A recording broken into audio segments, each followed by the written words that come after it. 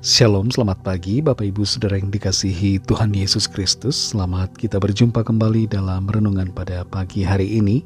Doa dan harapan saya, saudara semua ada dalam keadaan yang baik, sehat, penuh sukacita, selalu bersemangat dan berlimpah berkat Tuhan. Sebelum kita mendengarkan renungan firman Tuhan, mari kita berdoa. Bapa, dalam nama Tuhan Yesus Kristus, Tuhan dan Allah kami yang hidup, Allah yang kudus dan benar, kami bersyukur untuk pagi hari ini. Kembali kami ada lagi karena anugerah-Mu dan karena Tuhan punya rencana yang baik buat kami. Pada saat ini kami mau mendengar sabda firman-Mu. Urapi kami Tuhan agar kami mengerti dan taat pada kehendak-Mu. Dalam nama Tuhan Yesus kami berdoa. Haleluya. Amin. Saudara yang dikasih Tuhan, ayat firman Tuhan saat ini terdapat dalam Roma 8 ayat 7-9. Tertulis demikian. Sebab keinginan daging adalah perseteruan terhadap Allah, karena ia tidak takluk kepada hukum Allah. Hal ini memang tidak mungkin baginya. Mereka yang hidup dalam daging tidak mungkin berkenan kepada Allah. Tetapi kamu tidak hidup dalam daging, melainkan dalam roh, jika memang roh Allah diam di dalam kamu. Tetapi jika orang tidak memiliki roh Kristus, ia bukan milik Kristus. Saudara yang dikasih Tuhan, seorang pengusaha yang percaya kepada Tuhan mendapatkan sebuah proyek pengadaan barang di salah satu lembaga pemerintahan. Tapi dalam prosesnya, ia diminta untuk memberikan komisi dengan besaran tertentu kepada beberapa oknum dalam lembaga pemerintahan itu. Sang pengusaha ini menyatakan tidak bisa untuk melakukan hal itu, dan ia pun mundur dari proyek tersebut. Secara materi mungkin dia rugi, tapi ia lebih memilih untuk memegang prinsip dan integritas yang benar. Beberapa bulan kemudian, sang pengusaha ini dihubungi kembali oleh lembaga pemerintahan yang sama, dan ia dipilih serta dipercayakan untuk mengerjakan suatu proyek yang nilainya jauh lebih besar dari yang sebelumnya. Ia mendapatkan kepercayaan karena ia dinilai mempunyai integritas yang baik. Sebagai anak-anak Tuhan, kita semua punya satu ciri yang sama sebagai milik Kristus, yaitu kita hidup dalam pimpinan Tuhan. Kita tidak mengikuti keinginan daging, tapi kita mengikuti keinginan Allah. Dalam Roma pasal 8 ayat 7-9 ini tertulis, sebab keinginan daging adalah perseteruan terhadap Allah, karena ia tidak takluk kepada hukum Allah. Hal ini memang tidak mungkin baginya. Mereka yang hidup dalam daging tidak mungkin berkenan kepada Allah. Tetapi kamu tidak hidup dalam daging, melainkan dalam roh, jika memang roh Allah diam di dalam kamu. Tetapi jika orang tidak memiliki roh Kristus, ia bukan milik Kristus. Ada satu perbedaan mendasar antara hidup dalam daging dan hidup dalam roh.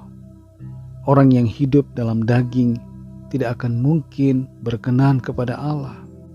Tapi orang yang menuruti keinginan roh menjadi berkenan kepada Allah. Kita semua hidup dalam dunia ini dengan berbagai keinginan. Ada hasrat, ada kehendak yang membuat kita ingin melakukan sesuatu. Tidak selalu keinginan daging itu buruk, saudara. Misalnya keinginan untuk makan, itu termasuk keinginan daging. Tapi itu tidak salah. Kita harus makan, karena itu diperlukan untuk jasmani kita. Tapi makan dengan jumlah yang sangat besar, itulah yang salah. Dan firman Tuhan menyatakan bahwa rakus merupakan perbuatan daging yang tidak berkenan kepada Allah. Kita perlu memahami apa yang menjadi kehendak Tuhan atas kita. Kita perlu mengerti dengan benar tentang apa yang diperintahkan Tuhan. Kita harus peka kepada kehendak Roh Kudus, supaya kita tidak salah dalam melakukan segala sesuatu dalam hidup ini. Setiap kita yang menjadi milik Kristus, hidup kita tidak lagi didominasi oleh kedagingan, tapi oleh keinginan Roh Tuhan. Kita akan mengizinkan Roh Kudus untuk memimpin dan mengarahkan langkah-langkah kita. Mungkin ada pikiran kita tentang sesuatu hal, tapi karena Roh Kudus yang mengarahkan kita, maka kita mengubah pikiran kita menjadi selaras dengan kehendak Tuhan. Begitu juga dengan keinginan. Ada keinginan kita dalam hal tertentu yang tidak sesuai dengan kehendak Tuhan, tapi oleh Roh Kudus kita diarahkan untuk berbalik arah, melakukan apa yang dikehendaki Tuhan. Saudara yang dikasihi Tuhan, saudara dan saya adalah milik Kristus. Kita adalah milik Tuhan. Kita adalah milik Allah. Dan sebagai milik Allah, ada satu ciri yang jelas harus nampak dalam hidup kita, yaitu kita tidak hidup dalam kedagingan, kita tidak hidup dalam dosa, tapi kita hidup dalam pimpinan Roh. Dalam dunia ini ada banyak tantangan. Di tempat kerja, di lingkungan studi, dalam pergaulan, dalam bisnis yang saudara jalankan, ada saja godaan, ada tantangan, ada hal-hal yang hendak membuat kita jatuh dalam kedagingan. Tapi bersyukur kepada Tuhan yang selalu menuntun kita oleh Roh-Nya, mengingatkan kita untuk melakukan firman-Nya dalam kehidupan kita. Mari kita berdoa.